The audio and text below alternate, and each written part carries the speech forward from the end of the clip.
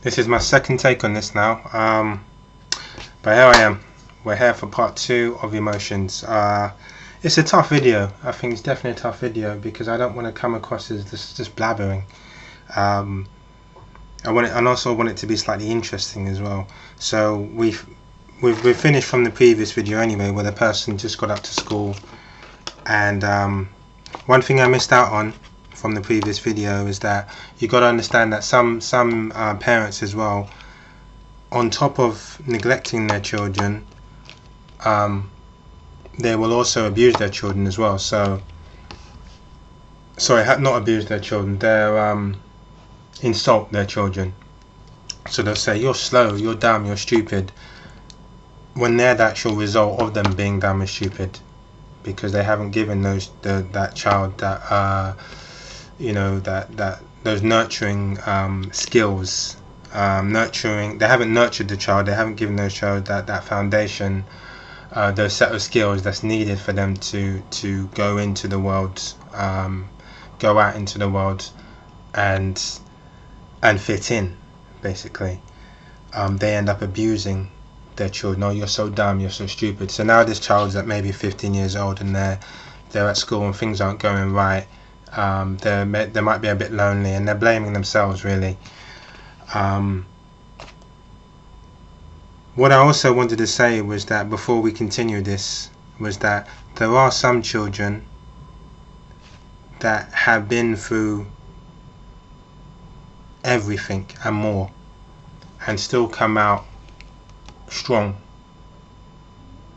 exposed to drugs, exposed to this, exposed to that, victims of child they've experienced sexual abuse, child neglect, malnourishment, they were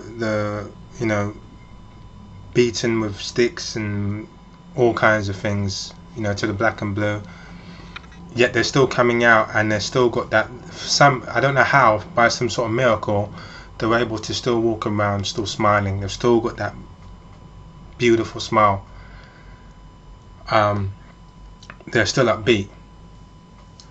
When they're around children, they're still, oh, come here, Julie, come here, sit my lap, what's going on? Tell me, what's happened today? Come on. Oh, and what did you do? Oh, come on. They're still able to, that I wouldn't say angelic side to them, but they haven't been damaged in a way where their soul hasn't been, they've still got something there. They've still managed to kind of come out the other end, functioning on a normal level. And you know what? I think that's brilliant. I really do. I want to say that to those people out there. I really do. I think that is brilliant. Okay. My problem though is that some of those people tend to turn around and then say, because I managed to turn it, because I managed to go through all of those things, those hardships and this and that now every single person that's been abused, that's been tortured, that's been neglected, everything else, should be able to do it as well. And what I tried to explain to those people is that it is literally like a national lottery, and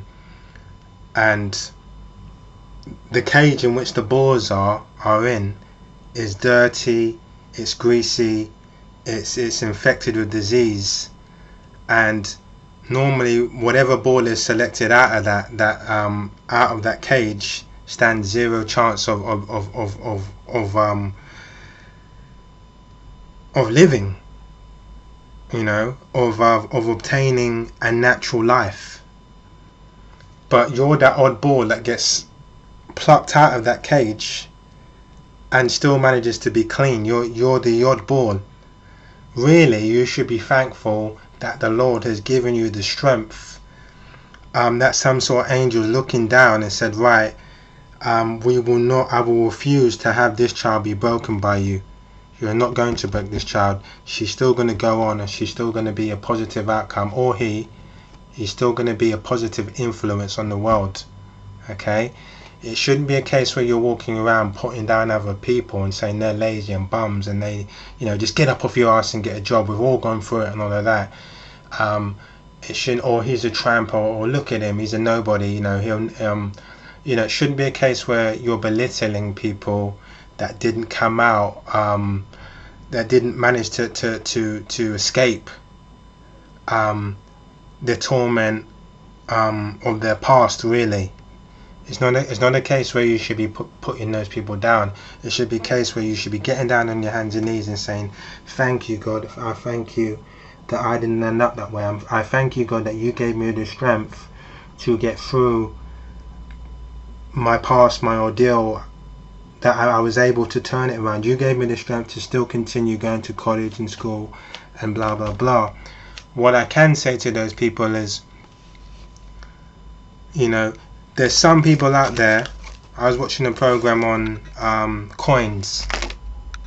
In fact, I think it was a program on people that were allergic to certain things, and there's one person allergic to a coin, and when they touched the coin, it did something. They got some sort of rash, and their skin started burning. If they put any kind of silver on their body, they start burning.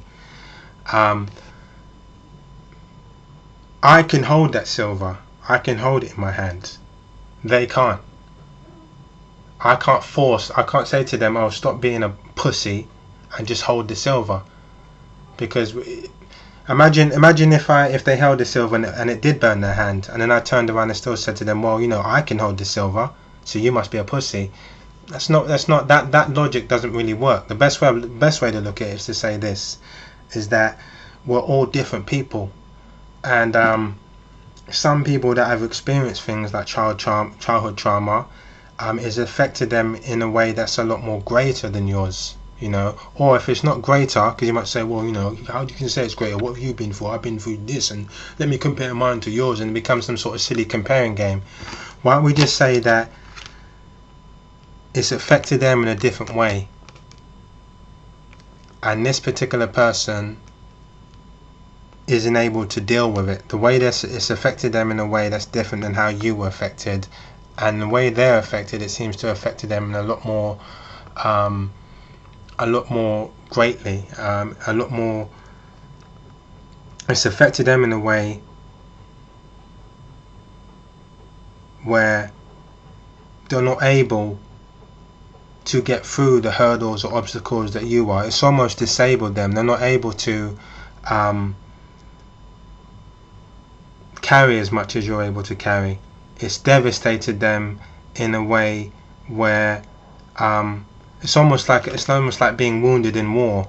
They're not able to get up and make it to the other side. That it's but people get the gist of what I'm trying to say, because I think this is the greatest thing for me that I need to explain, is that there's a lot of people out there that truly do think that we're all the same, and they think that because they've been through a few things that they can now suddenly turn around and say to people that I may have been through maybe it is exactly the same thing.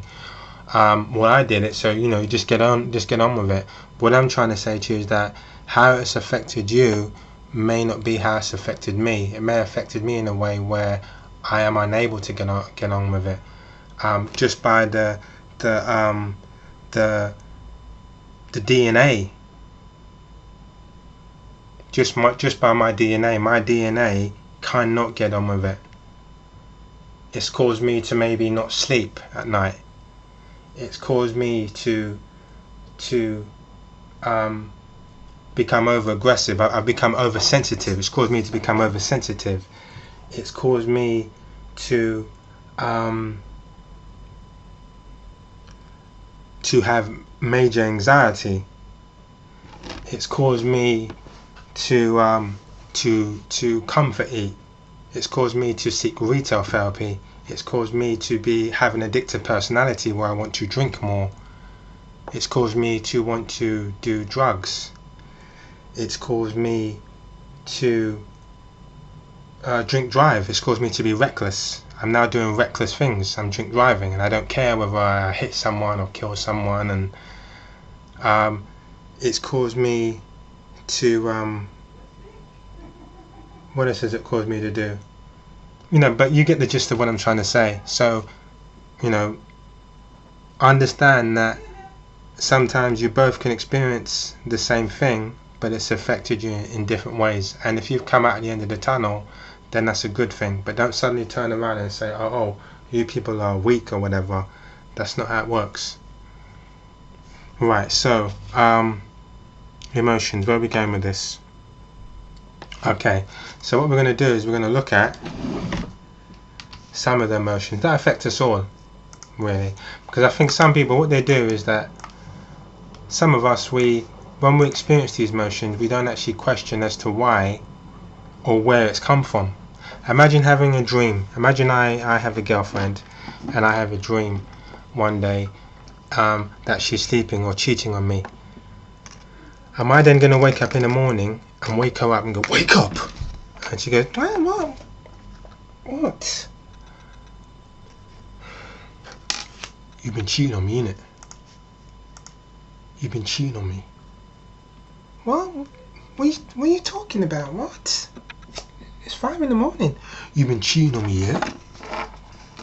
I had a dream that you just cheated on me. Yeah? You've been cheating on me, yeah? Now, we should be at a level, so I'm going to try and be a little bit more, politically correct with my words. We should be at a level where we can kind of say to ourselves, wait a minute here, that's a dream. That's a dream. It's there's no evidence for me to suggest that. I need evidence before I can start, before I can start jumping to conclusions. I need some sort of evidence. What could be another example? Again, example of when I was saying that I used to go to certain clubs sometimes. I said it to you in my previous video. And certain times when the night wasn't going too well, but there was a whole bunch of beautiful girls around me, I suddenly felt this anger. I felt like it seemed like the more beautiful the girls were, the more kind of anger, and the more I was kind of trying to show I was some sort of alpha male. And maybe I wanted to get into a fight. I was like purposely maybe looking for a fight. I felt that maybe if I got into one subconsciously, because obviously I wasn't purposely trying to fight people, but I felt this kind of urge. But again, I was able to kind of sit back and say, look, check yourself, man. What's going on? Like, are these women causing you? These women they're pretty women, but behave properly. You're behaving like a dickhead. You don't need to be sticking out your chest and standing on the wall screwing everyone in order to try and look cool. This isn't you. You're going to end up fighting, and maybe even let's assume that I won the fight and I got off on it and I showed these women that's not truly who I am, and I wouldn't like it if something like that happened to me. So it's about analyzing that emotion. Whatever emotions are a bit crazy.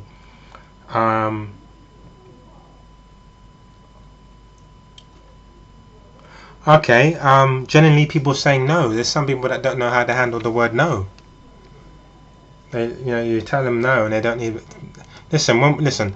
When we're young, about 4 or 5 years old, we walk into candy stores and things like that, and we say, "Mom, I want that on the top shelf," and your mum says no, and it does. Guess what? It hurts our feelings because we really want that candy. She's told us no, and we have to be, we might get upset for about 10 minutes or 15 minutes, and we're really upset about it, and then we get on with it.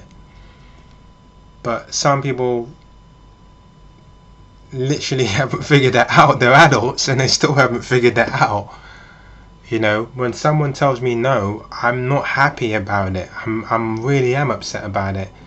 But logically, if I use common sense, logically, I can't control everyone out there. I can't control what they're going to do or what they're going to say. I can't force someone to do something they don't want to do. I'd love to walk up to girls and say, would you have sex with me? And every girl said yes. I would love that. But in the real world, sometimes people are going to tell you no, or they're going to have other things to do. Or maybe it's just no, maybe they just don't want to do it full stop. Maybe I might go around a friend's house and ask him to do something, and he says no, because I'm tired. I can't control that. No is it's about understanding those emotions. understanding it, understanding that it's normal that when you ask someone to do something and say no, it's normal that you're not going to like it. That's a normal thing. It's only if the person's constantly telling you no, or if you've done a hell of a lot for that person, they're telling you no. That's something different now. Then I'm going to say to myself, wait a minute here, I'm always saving your ass, I'm always helping you out, and now you're going to say no. Like, come on. And you're telling me that just because you're tired or whatever. How many times have I helped you? Now it actually makes sense, you know. So A, because you've constantly helped them out. What was the other one? That's the two reasons why I would say like, you know, maybe they've gone a bit too far by saying no.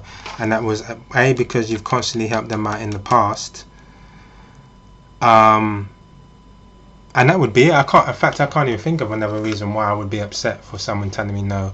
Other than that, it's a natural thing for you to feel upset. That's a natural part of life. It's a natural emotion. Let's go for a few other videos. I'm going to go for a few others actually since we started, yeah? So I'm going to do the last one just on a few of those ones. We're going to use the 7 deadly sins, and then we're going to end it on that. So when we're in an environment and our emotions are starting to suddenly take over us, we can look at it and say, wait a minute here, does this make sense? And then we're going to go into how with mental health, it's very hard to make sense of it because the emotions are too overpowering. But anyway, that will be in the last video, and then that's it, okay?